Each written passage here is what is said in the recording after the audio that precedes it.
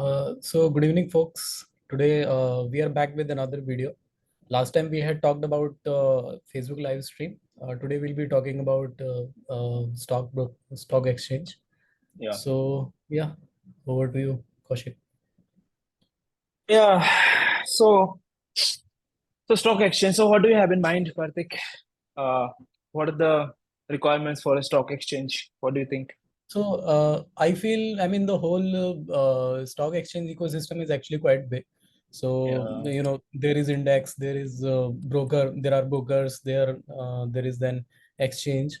So if we were to cover everything, then it will basically take a lot of time. So let's basically start with the most complicated part, which is stock exchange. So let's just start with the stock exchange. So uh, Okay. so basic function requirements, I feel, are we should have some sort of basic order matching system which can scale, and it's basically, I would say, accuracy should be the most important thing here, as well as Yeah. latency. So Yeah. I think the first thing first is that the sole functionality of a stock exchange is to actually match orders, yeah, right? So it's like I'll show you a very high level diagram. So it's like multiple buyers are trying to buy some stock and sellers are trying to sell the stocks at certain price, right? So now, okay, there are different kind of conditions to actually buy and sell stock. Let's say you can buy on market price, or you can give some specific price, and for selling also the same thing, right? So do you need to consider that as well, or should you only consider some market price? I think limit would be just complicating the system, and it's sort of a side feature, I would say. So let's go ahead with market price only. Yeah, yeah, the whole system is a little bit complicated anyway. So Yeah. yeah, so matching orders is like matching the orders. But okay, before matching orders, also one more thing should come into action. Is that So uh, before that, do you want to take a minute to explain the difference between market price and limit price? yeah. So market price is like the current ticker price for a stock, at which you can either buy or you can sell, right? What is the current price basically? The present moment sticker price. And limit price is like very specific price at which point you want to trigger the sale or you want to trigger the buy. Let's say that the current stock the current value of some stock is, let's say, 10 rupees, right? But you want to sell it at a higher price, let's say 12 rupees. So you can give the limit that, hey, I want to sell at 12. So the order won't execute immediately. It will be waiting at the exchange. And when the price of the stock becomes 12, and then it gets immediately executed, right? So it's like it will be waiting for the trigger. So it's like a trigger design basically, right? Trigger. And Yeah. yeah, we are just going ahead with market price so that we can just immediately match it when the order is placed, right? Yeah. And and definitely the stock exchange, let's say BSE or NSE, right? So a lot of stocks actually trade there. So they know that what is the volume. So basically keeping track of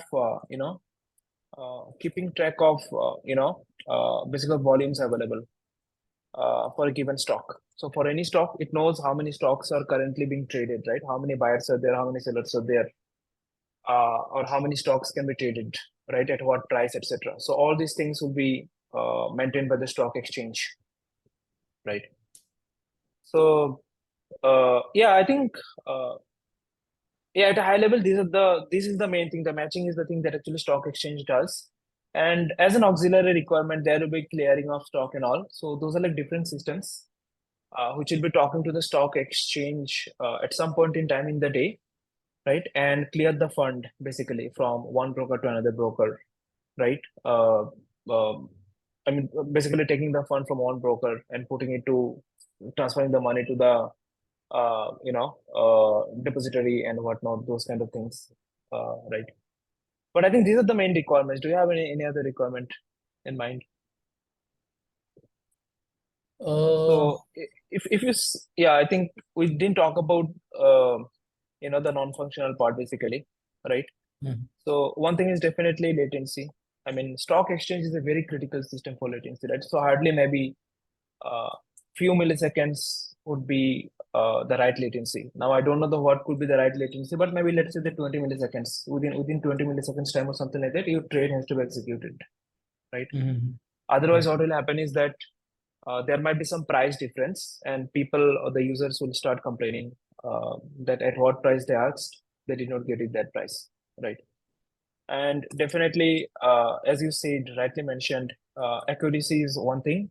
So the system should be as much as accurate as possible, so that the buyer doesn't get disappointed that he had to shell out more money or he got lesser shares than expected, right? And definitely availability. Uh, Availability by default has to be available in this system, right?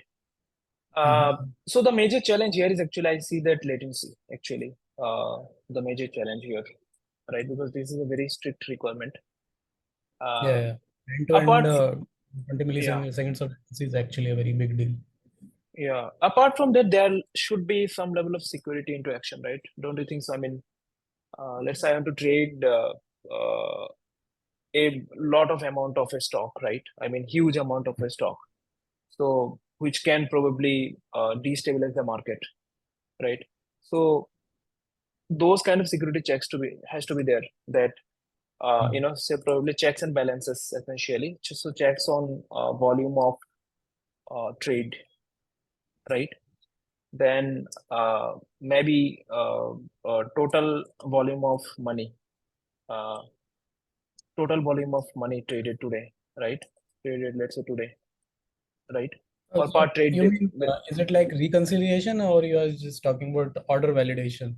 No, this is So kind of the reconciliation first. is basically, yeah, I mean, No, this is the validating first the whole level. system.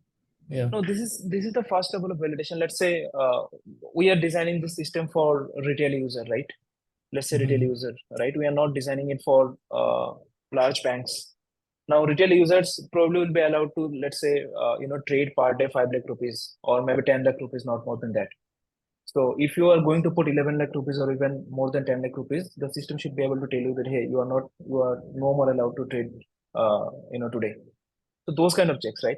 And similarly, volume. Let's say you can at a time trade only say 10,000 units of a stock, and now you are trying to trade 15,000 units, right?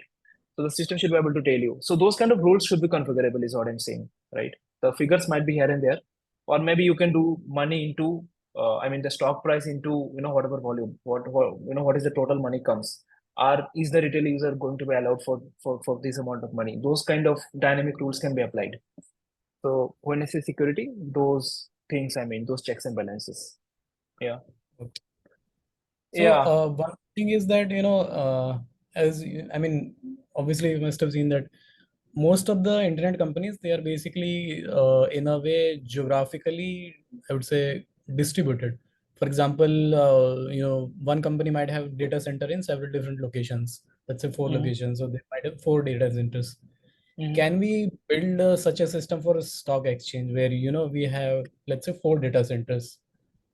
Or Okay. is it something that will just throw away the whole accuracy thing? Yeah, that's a definitely a challenge, right? Uh, I mean, if you see stock exchanges, these are like for a country, right? And definitely latency is a concern, accuracy is a concern. These are the biggest two concerns. Now, if you have multiple, let's say if you have multiple servers in different data centers in or different regions, basically, right? Uh, Managing the consistency of the system becomes a problem. So Yeah. you might, let's say, if you want to do very strongly consistent system, right? What will happen is that your latency will suffer definitely because it's a very network call, right? It's a Mhm. call over the network that will definitely introduce latency because of how network actually functions. Even if you use any protocol, it doesn't matter, right?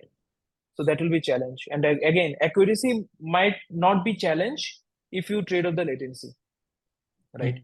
If you have a high latency and if you can propagate the events in the same order as the actual data center got, right? Accuracy Yeah. might not be a Yeah. problem, but latency will definitely suffer, and probably the system won't work, right? So it essentially looks like that we have to design a system which is situated, which is operating from a single place. It might have replica of data and whatnot. That is fine, but all the traffic comes to the same machine basically, and the machine is very powerful, something like that, right? Uh, because we have to reduce latency and we have to also support throughput, right? One thing we have missed out in here is that the throughput of the system is also should be high, right? Yeah. TH or GHPUT, yeah. Throughput should be also actually very high. So this throughput, latency, accuracy, these three are the biggest challenge of this system. So throughput here is the total number of orders being matched, right? Yeah, so basically In a QPS, particular time. Yeah. yeah, so I would say how much of request is actually coming to be matched, and uh, due to the stringent latency, the matching also should be pretty much in the same order, essentially, Mhm. right? So whatever QPS or PQPS would decide, the system should be able to do almost that much number of matching, basically. So it actually suggests that whatever matching you do, it has to be very lightweight operation, right? Irrespective of number of operations that you do. So any particular scale requirement that you have, because I believe that if you are designing stock exchange, you are and for retail user, it should be pretty high. So anything that you have in mind? Uh, I think let's take 100,000 orders being matched in 1 minute. 100,000 per minute. Yeah. Okay, 100K per minute. That's pretty high, man. So okay, is it a realistic figure anyway? Uh, Because it's actually very high. Yeah. I think it's realistic. I mean, I'll have to check for the actual numbers, maybe from T. Yeah. So I think like even maybe for India, maybe 10 million orders per day or maybe 15 million orders per day is a more realistic figure. Uh, I mean, this is probably what I saw on different forums before, long back, that some stockbroker is actually getting this much of traffic. Now, given it's an exchange, so it might be a little bit more than that, right? But nevertheless, it doesn't discount anything from the fact that the system has to be designed in a very different way, right? Mhm. So you have anything in mind in terms of any requirement that I'm missing probably here? Uh,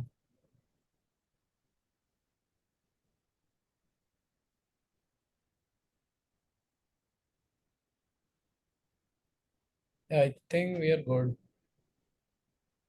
Yeah, so I did not write consistency or anything like that Mhm. because anyway, the system has to be by nature very strongly consistent.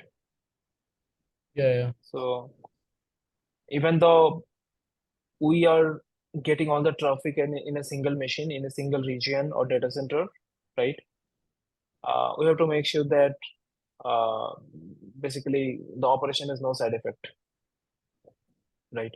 So essentially, the accuracy that you are talking about, it somehow means that the operations, right?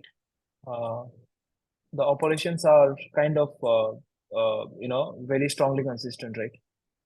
Mhm. Uh, or yeah, or in some way, the integrity is very high. Integrity of the system is very high, right? So people usually have confusion. I mean, in these cases, these kind of cases here. So, for example, what is not consistent here? So, what will be the scenario when we can say that this is the scenario that we want to avoid if we want to achieve a consistent system Good in question. Yeah. our example. Yeah, good question. Yeah. So usually, if you have multiple systems involved, right? Mm. So in terms of distributed system, consistency means that uh, are these operations in sync together, right? Mhm. I mean, are these operations, I mean, let's say you want to design a very strongly consistent system, right? So are these systems are tightly updated together? That's one way of actually judging that strongly consistency, right? And eventually consistent means, I mean, if you apply the order of the operations to both these machines, they will eventually get the same data, but with some latency, right? So in case of distributed systems design, and consistency actually means that if you have multiple different systems, if you apply the same order of events to all these machines, will they produce the same result, right? But in a strongly consistent system, do they happen together, let's say, or do they happen with a very mere latency together, right? That's kind of a way of actually measuring it. And when I say integrity, essentially I mean that the operation that you are doing, right? The operation has the actual effect that you expected, and there is no other side effect, right? So, so essentially, since it's going to be basically a single, let's say, single big machine which is actually handling all these transactions and everything, right? It is by default consistent, definitely, since it's a single machine, right? We will actually design it like that, but we'll also definitely make sure that even if it is the same machine, but the modules are different, right? Probably different systems are involved, right? Matching system is there. There will be some database. Are they, updated in the right way? Are they updated in a, let's say, single transaction? It's more of like a very transactional system, is what I'm essentially saying, right? So yeah, that's the thing, right? Okay, so if you have no other concerns here, right? So maybe, do you think we should actually Uh, show the high level view? Yeah, tell me. So there is one more thing actually. So the stockbroker, I mean, stock exchange Mm, should also, publish the market data. So whatever the, transactions have happened, maybe some mm, sort of consolidated or raw data that, I mean, we need to publish. So, I mean, it's basically a good to have, but yeah, we should keep that in mind. What does the contain? What does it contain? Market data? I don't know. I never Uh, saw that probably, but how does it look like? Yeah. I think you can download raw data as well. So I think brokers at least can download the raw data. So I think you need some sort of license to download the raw data, and then there is consolidated data like candlestick charts and all. So it's basically some kind of reporting in different Yeah, formats, is it? I mean, reporting. Yes. okay. So it's only for brokers, not for us, not for the end users. So brokers can see how many Mhm. transactions have gone through them, and basically details of that I see. So basically some kind of reporting system basically. Makes sense. This is also important system actually, right? Otherwise, brokers won't be able to track what has gone through them. Okay. Eh, Anything else? I think we are good. Yeah. Okay. I think let's start actually with one of the high level just flow for the sake of the user, so that or for the sake of us, so that we can actually know how the whole system actually works, right? Mhm. So uh, so let's say that we have oh man, this is a desktop app. Okay. Okay, it is only app, is it? Okay. Mhm. Uh, okay, let's say that we have some essentially users here, right? Who are actually talking to some uh, let's say talking to some broker, right? So mind you that there can be multiple brokers, right? Oh, what is this? Uh, can't it be changed? Okay, Yeah. okay. Uh, so there are multiple brokers, right, who are actually there. So users can actually talk to the brokers, right? Say, and brokers essentially can talk to the exchange server basically, right? Mhm. So this is the exchange. Let's say, let's make it a little big here. So this is the exchange, right? In short, uh, this is the exchange. Now, let's say this is for the sake of simplicity understanding, right? This is a buyer user, right? And this is the buyer Mhm. side broker. The same kind of thing will be there in this side, right? This is the seller user, and this is the say,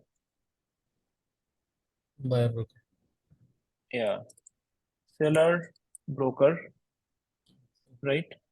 Mhm. And this is essentially, let's say, seller, right? Seller. Now, okay, what happens is that multiple people can actually talk to this exchange, through multiple brokers. So we don't have any control on the brokers, but we have control on the exchange, right? And so this is more of like a real-time scenario, right? When you are actually buying versus when you're actually selling, more of like a real-time, it happens in the exchange. And uh, there is also something called, you know, uh, clearing house, which essentially clears the funds, right? Uh, so this is kind of a fund clearance uh, system, which essentially transfers the fund from one broker. They get it actually from, let's say, the buyer's broker account, and they send it to the, you know, the seller's broker account, right? Uh, so fund is actually getting transferred. I mean, this might be a very complicated flow. I'm just trying to show it simply. And definitely the clearinghouse also talks to the exchange to actually figure out what are the trades that have been performed today, right? So this is in pretty short. Actually, the system is probably even much more complex. Even I don't have idea of the whole system overall, but this is at a high level actually how it looks like. Do you have any more components to add here Uh, at a high level? High level, I think it's good. I think there should be one thing, right? Do you remember depository, right? So I think Yeah, yeah. depository still exists, right? So right now Mm. it might be existing. So depository essentially is a kind of bookkeeper, bookkeeper for the trades that have been done. So depository essentially saves the form, basically saves the basically what are the stocks available to the buyer, and what are the stocks available to the seller. How does basically the portfolio look like to the buyer and seller, right? In an electronic form, which is essentially we call actually demat, right? So uh, probably depository is the source of truth for the exchange or for anyone to actually find out that what are the securities owned by the seller, what are the securities owned by the broker, and that depository is probably every day updated, right? Uh, let's say by the exchange asynchronously or in whatever way, and they can talk to each other back and forth. And in fact, I think the clearing house also probably talks to the depository in some other way, right? When the money transfer happens, to actually confirm that this security actually is owned by this seller or this buyer, etc. This person essentially, this user, right? After the actual transaction happens in the end of the day, right? So anyway, there are lots of different terminologies, right? But for us, just for a high level, this should be enough. So now let's look into the exchange. The thing that actually we wanted to design, right? So, So, uh, just yeah, one do you question have, before this. The yeah. protocols of communication here are all HTTP or something different between broker and exchange or something like that. Mm, I think uh, I think there might be some particular protocol for the exchanges. I mean, there might be some single protocol, right, through which brokers can talk to the exchange, so that you can probably send some encrypted data, right, or some kind of data in a secure form to the exchange. Now you can Hmm. definitely argue that you can probably encrypt the data in a REST also and actually send it. Probably you can do that as well, right? Yeah. But I don't know any particular protocol, but it looks like there can be some sort of protocol which could be standardized by different exchanges, right? So that the brokers can communicate to actually any exchange in the same format, right? But for I our think use case, yeah. yeah, I think it's mostly a one-way communication, and it's also the kind of communication that we want here is basically kind of requires a request response model. So I think we can go ahead with HTTP only here. Maybe later, if we figure out something, then maybe we can switch the Yeah, protocol. we'll go with HTTP, but at the same time, probably I'll just write here one point so that you don't forget. Maybe, encrypted communication, uh, Yeah. right? Encrypted communication and maybe payload, right?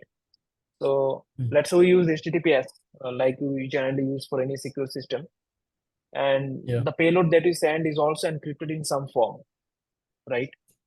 So maybe that should be more secure. I mean, that should be more secure. So by protocol, probably you essentially meant in any particular way the data has to be transmitted, right? Mm-hmm. So we are not using that here for our design, but real exchanges probably might be using something. Yeah. Yeah. Okay. Anything else? I think let's go deeper into that. I mean, stock exchange. Okay. Do we have any boxes here? I mean, okay. And this library is not very efficient. Anyway, so let's say that this is the exchange. These are exchange, right? Uh, now, okay. So let's make it a little big deal here. So now, okay. Now this exchange definitely exposes some API, right? Through which the input will be coming, right? So this is the basically payload by broker, right? So broker actually calls the exchange. Now, when it reaches the exchange, don't you think so? The first level should be something like, since it's a very high throughput system, right? We need to ensure that the system doesn't break down. And probably one more thing, right? We should add in NFR. Our NFR is increasing actually. That what do you call it? DDoS prevention. Don't you think so? It's Yeah, important, it was. Yeah, I right? mean, some sort of rate limiting. Yeah, Yeah. this is actually very critical here, right? So maybe the first thing that we'll have here is like a level of rate limiter, right? Or I'll actually call it, let's call it some kind of gateway. So I don't mean API gateway or anything like that. This is just kind of, you can say, proxy library, right? Which essentially uh, checks, if the system has the capacity or if the user should be allowed, right? If the broker should be basically allowed, etc. Different kind of checks in terms of technical checks, not the security checks that I talked about, right? So in terms of technical checks, it actually checks if the broker is allowed to make the call or uh, uh, you know any kind of permission issue or anything like that. If the broker should be allowed to actually place the sale order or buy order or anything like that, or any restriction is put on the broker or something like that. Those kind of, or rate limiting, something like that, right? Those kind of checks should be done by gateway, and definitely at the same time, authentication authorization can be done by this gateway. So we should actually keep it to a very technical level so that uh, uh, it's kind of a lightweight proxy basically through which the request flows, right? And Yeah. in the next step, basically what happens is that, let's say this is one, right? I'll just put it numbering. This is one gateway. So we do a lightweight technical check, and okay, let me put it here, one gateway. And in the second step, essentially what happens is that uh, this is our second, right? So now there should be some kind of orchestrator, right? Some kind of system which will now actually come into action once the request is allowed, right? Let's call it orchestrator, right? So it will basically get the request, and now it can actually check with probably we should have something like some risk management kind of system, right? So here it is, the manager, risk manager, right? So this risk manager actually does all these security checks. There are security checks that we essentially talked about somewhere, right? These security checks, that what is the volume of the trade that the broker is actually trying to place on behalf of the user, and total volume, and etc. Right? Is there some kind of risk to allow this, or how big is the order? It should have some rules basically. It might actually talk to some level of rule engine somewhere. Let's say here there is a rule engine library, right? The rules that it actually applies. For now, assume that these are static rules, right? So the risk manager Yeah. can actually talk to this you know rule engine to figure out whether these trades should be allowed or not, right? And the orchestrator actually talks to the risk manager, and if the risk manager actually returns with some level of internal API response, right? Saying that the trade should be permitted or the trade should be actually what do you call it, rejected, right? Or the trade should be avoided. Accordingly, the orchestrator can actually send a response to the broker, right? Now, if the trade has to be executed, now what has to happen? So now the next step is that, fine, we should have some level of order matching, right? So probably here the order matching system will be there, right? Let's say 5 is order matching, order matcher, right? So once it actually passes, uh, our orchestrator system actually talks to the order manager that hey, order matcher that hey, I have this order. Can you actually match this order? Can you actually match this buy or sell call? I mean, let's say I have a buy order, right? So the order matcher tries to actually match it uh, with the asked price, right? If it actually has those actual allocations, right? And if it's a sale call, uh, again, you don't need to. Now there might be different kind of strategy. Let's say you want to sell, right? So would you like to store this allocation that hey, I don't have any buyer right now, but I can actually store this sold stock. What do you think? I mean, when the sale call comes, do you want to match it with a buyer or do you want to just store it even if there is no buyer? Ideally, I think we should store it. Yeah, I think for some time we should definitely store it. I mean, could be just 5 seconds, but yeah, I think we'll have to store it anyway. No, I mean, if Some even if sort you of buffer. sell, even if you sell right now, let's say a lot of selling is happening because of some panic in the market, right? Mhm.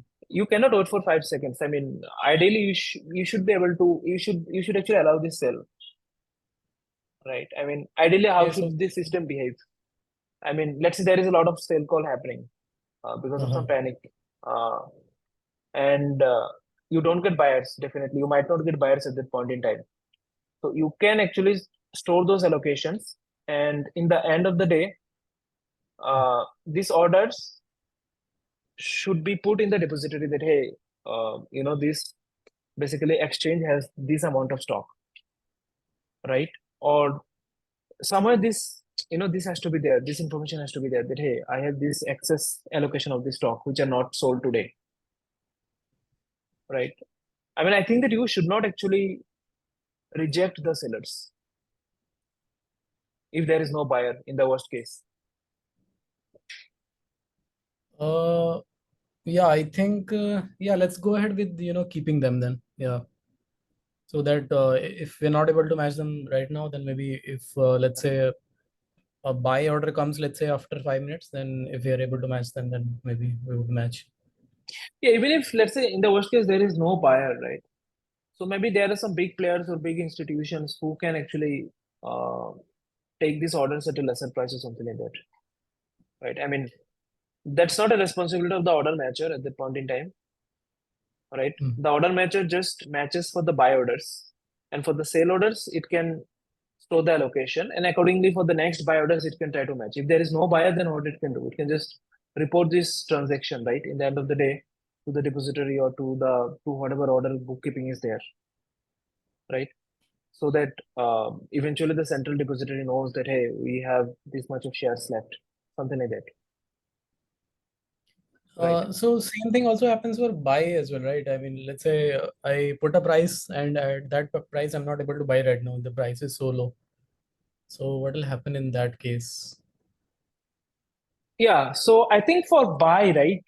So buy is a different case than sale case because you want to always sell. Let's say the current market price you are selling, you want to always sell, and current market price you want to buy, or let's say limit price you want to buy. So we can hold your buy request for 1 day, right? And if in 1 day it is not fulfilled, we can give it back. We can say that okay, fine, this buy is not fulfilled. Now that's not a problem for the user. If you see from the user experience perspective, it's not a problem for the user because the buy call did not happen, so the user will get back the money, right? Mhm. But if the selling doesn't happen and the user is forced to actually keep the stocks, then probably it's not a good thing. I mean, there I is a think panic. users, I Yeah, mean, usually I think users will be, keeping those stocks. So if they can't sell, then they can't sell. So they'll have to keep it. they'll have to keep it, or will say return it Yeah, to yeah. the company No, stock no, allocation pool. no, I no, mean, no. there are two options. They have to keep it. Yeah. I mean, it's just like a normal market. Yeah. You need to keep it if you can't sell it. Okay. No, I'm saying because if the company has done some scandal, so then the Scandal. user should not get the Yeah. penalty. right? The company should give this penalty. So you should ideally return back these shares to the company. No, that's not how it works actually. So I mean, How even is if it? company has done any scandal, so if you're not able to sell it, then you'll have to keep it. Ah, I see.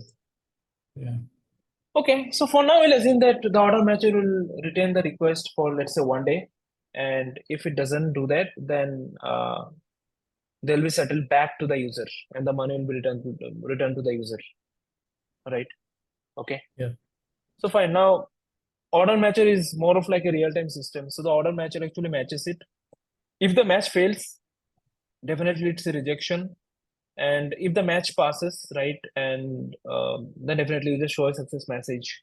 Uh, so basically, the exchange doesn't do anything. The exchange just returns this back to the broker, and the broker actually Mhm. shows this message because this is full real time, right?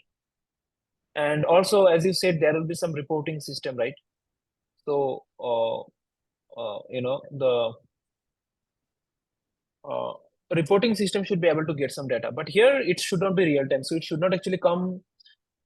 I think on the critical part, on the critical path of the stock trade execution, it should not come, right? So it can take the data asynchronously, right? So at a high So level, let's say, yeah. so I mean, the order volume you can basically publish later, but the current price basically has to be published. I mean, right away. So we need to basically think of that as well. So I mean, basically because users are actually making the orders, based on current price. So there should be a way to publish the current order right away, current price of the stock right away. Mm. Okay, so the price only changes if there is some transaction on the stock. Otherwise, it doesn't change. Let's say, right? So So if in that as well, actually, so that also depends on how we match the orders. So if we are allowing the matching to happen at different prices, then basically we need to decide at which price we call, I mean, which price basically we call as the market price. So that also will have to basically. yeah. So Karthik, can you repeat what you said? Sure. So basically, my question was, I mean, the kind of price, I mean, the kind of orders that we are allowing in our system are basically the market orders. Mm. So whatever is right now the market price of a particular stock, and we know that market price of a stock actually fluctuates. So what exactly is the market price? How do we decide what is the market price? So that was my basically question. Maybe when we complete the order matcher, then we can maybe come back to this question. So yeah, it's I think, completely up to yeah, I think in short, see, I mean, based on the demand and the supply, right? There should be some algorithm which should be deciding the market price, right?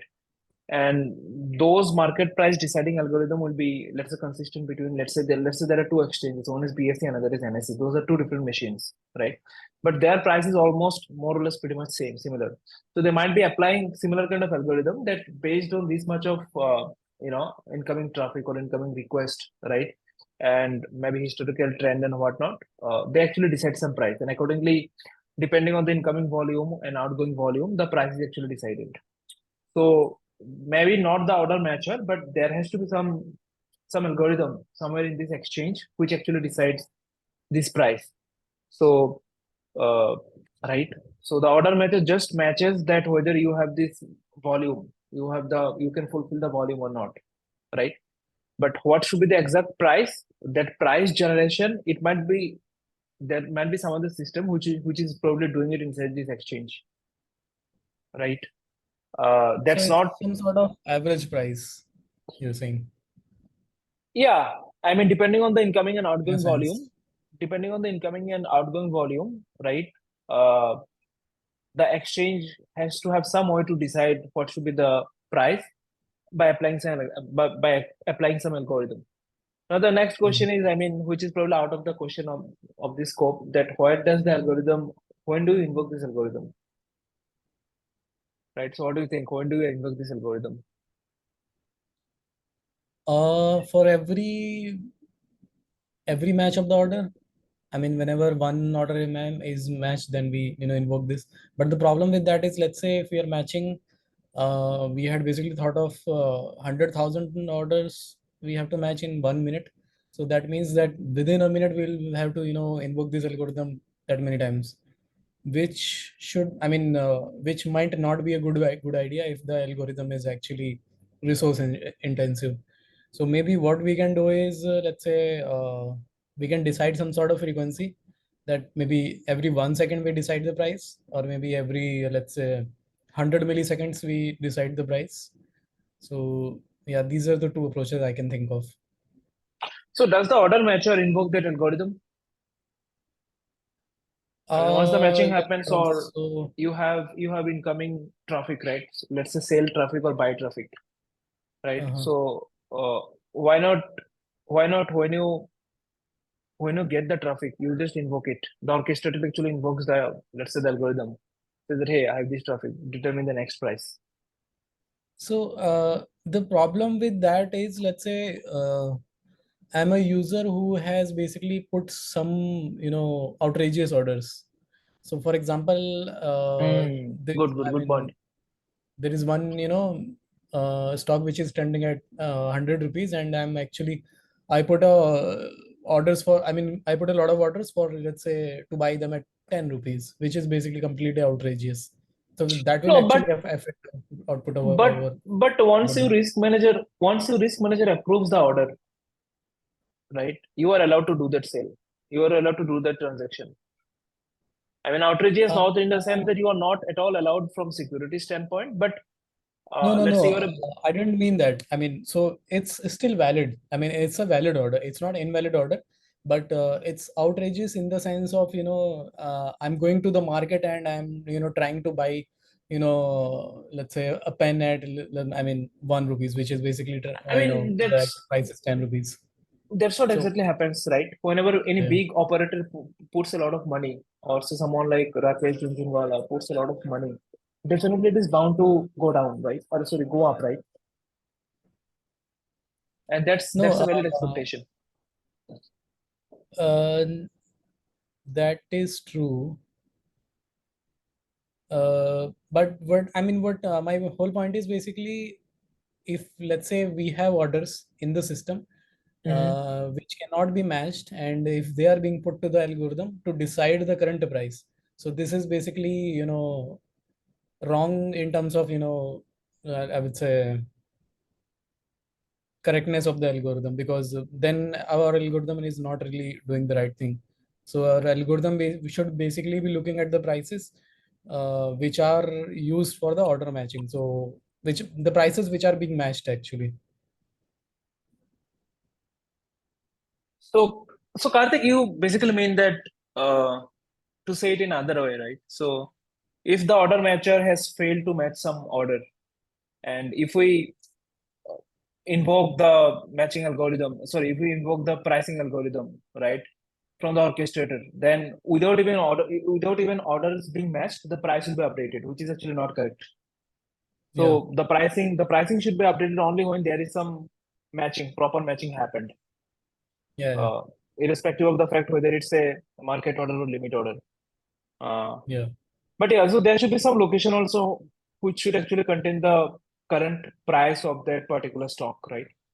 I mean, the Mhm. exchange probably should have some component, right? Let's say something like this, right? Let's say this component, which essentially stores the current price of the order, right? Mhm. Let's say uh, let's call it pricing uh, pricing engine, let's say, right? Mhm. ENGINE, pricing engine. So this is basically more of like a very real-time kind of system which updates for a particular stock symbol what is the current price once you invoke the pricing algorithm after a successful matching has happened, right?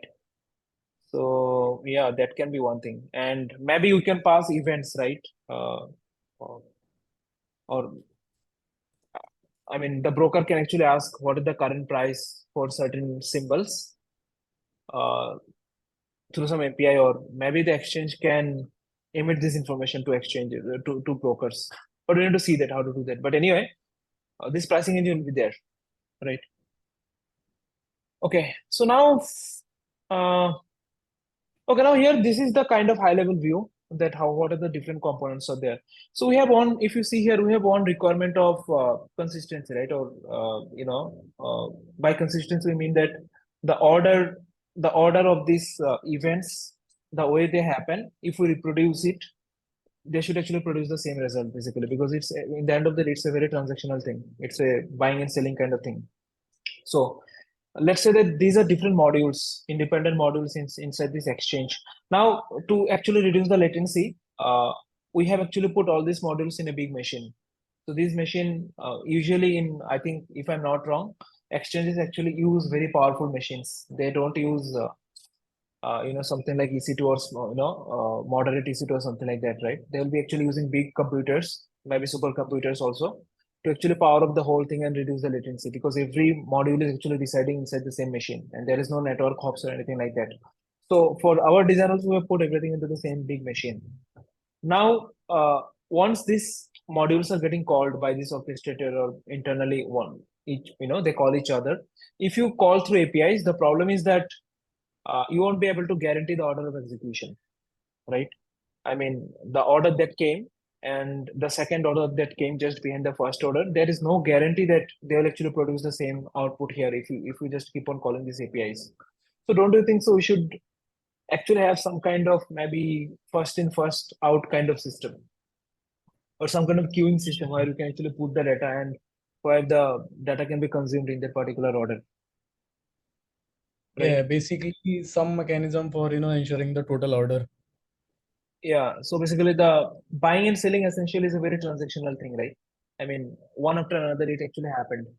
So the way they appear in the system, ideally they should be reproducible in the same way, right? So yeah, there should be total order. Uh, yeah, so I think what we can do is that there can be some kind of central messaging system, right? Or which is in a buzzword, which is called message bus. So essentially, a queue, right? Uh, from where where these all these modules can subscribe to, can listen to, and whenever they get in a particular kind of order, they can actually pick that order, uh, right? So let's say that the gateway, okay, let's put it this way. uh, we don't need these directions anyway, right? uh, the order should have some level of state depending on which the system can decide whether it needs to act on that order or not, right? So let's say that we have a queue here. Let's say this is a big queue, right, which is here. Uh, yeah. Okay, can I change it? Okay, fine, leave it. So this is, let's say, some level of queue is there. So once the gateway actually uh, gets the order and it knows that fine, every technical details are fine, then it actually puts the order with certain maybe some event representation to this queue. So they are the state of the order or the state of the event can be like, let's say, gateway passed, right, or new order or something like that. So it's a kind of a state management of the order has to be there, right? That it's a new order, right? And when the uh, risk manager actually sees that fine, it's a new order, it actually picks, it actually picks this order or it actually picks this event and does the risk analysis, right? And then it passes the event back to the queue saying that is risk passed or risk failure with some reason and whatnot. So that's another state of the order that okay fine, risk wise it is fine, risk okay, risk underscore okay, something like that has to be there, right? And then this orchestrator actually can pick up this order, right? Basically they check each and every event are being checked by all these modules, and depending on the state they actually pick up, right? So first gateway happened. Now we need to change the sequence. Now second, risk manager does its job, and then maybe orchestrator actually picks it up, right? And sees that hey, fine, it's a risk okay.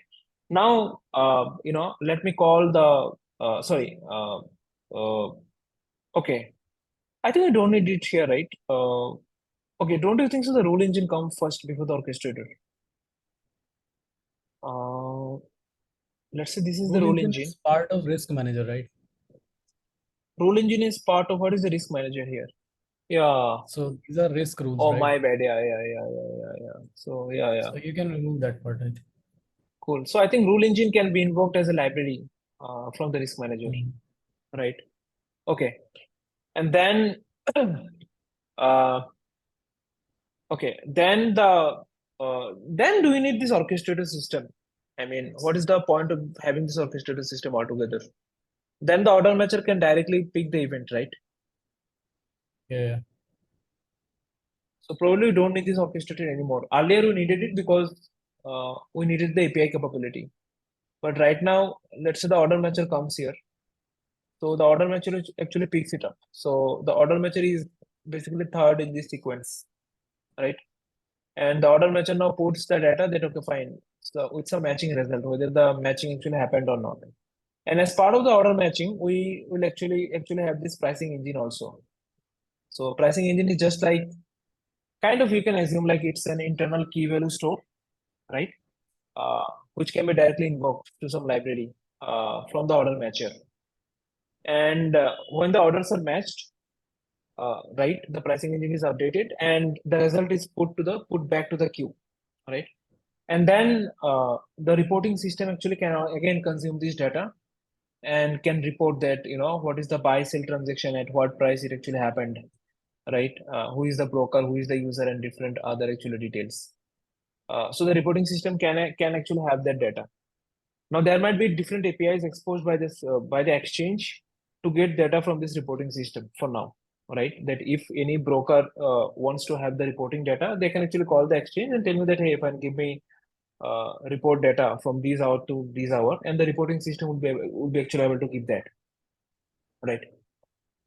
Now to deep dive a little bit here, so this is kind of the sequence that is actually going to look like, right? Do you have any questions here or any thoughts here? Anything you want to add?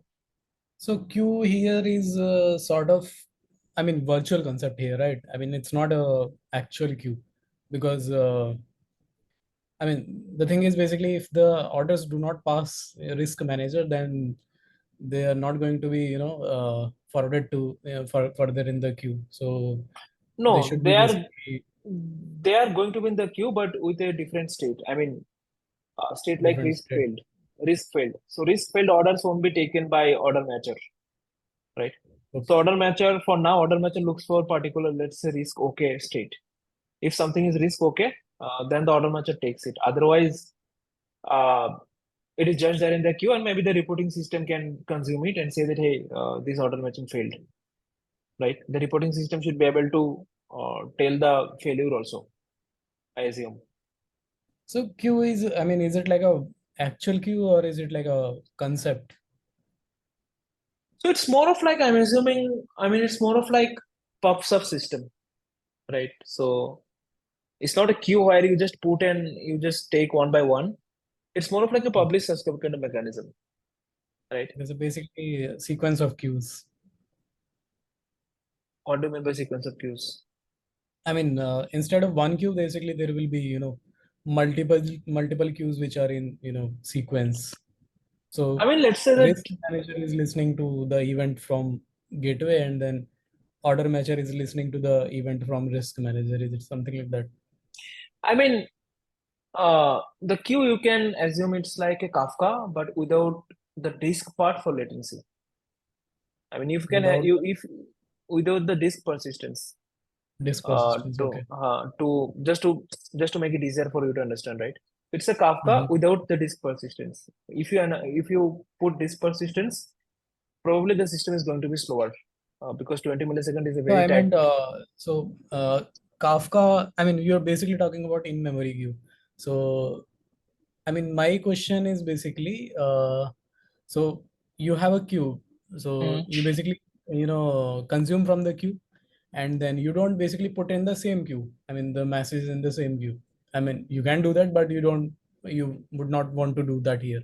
So you would rather basically, you do some processing on that system, then you basically put that message in a different queue, and then there will be systems, further in the workflow, which will be basically consuming those events. I mean, let's So simplify this. It's not that queue per se. It's kind of a topic, right? Where multiple subscribers can listen to. That's it. That's what I said, that it's a Kafka minus disk persistence, right? So no, it's no, basically a so a topic. lot of things are so I mean the order came to gateway. I mean Mhm, now basically there will be some status of the order, right? Let's mhm, say the status is new. Then it went to risk manager. So the status changed to maybe let's say risk verified. And then order matcher will be basically picking only those orders which have a status of risk verified, right?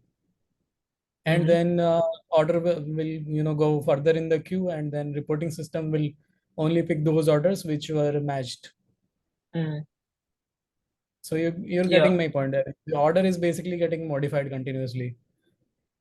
So what happens is that these are different events, right? I mean, whenever Mhm. the new order has entered the system, the event is in new state, and now risk manager reads it. So the new event is already there, right? You cannot modify it; it is already there. But no one acts on it apart from the risk manager or apart from the interested subscribers, right? Now risk manager takes the event, copies the event, and changes the state depending on the risk analysis, and puts another event into this pub subsystem, right? And then the order matcher actually sees the first event, which is new event, and it doesn't act anything on that, right? But the moment the second event, basically for the same order, the second event comes to the order matcher, it sees the second event, it sees that okay fine, it's risk okay, then the order matcher picks it up. So essentially it's like a I don't know, do you call it a securest kind of system? I don't know. I mean, it's like immutable events are there, multiple events are there for the same order, one after another, generated by different subsystems, and only the interested listeners are listening and acting on the interested event, right? So even if there is new order, that is only consumed by risk manager because the state is new, right, and acted upon. And when the order matcher sees that it's new, it doesn't do anything. It simply ignores it.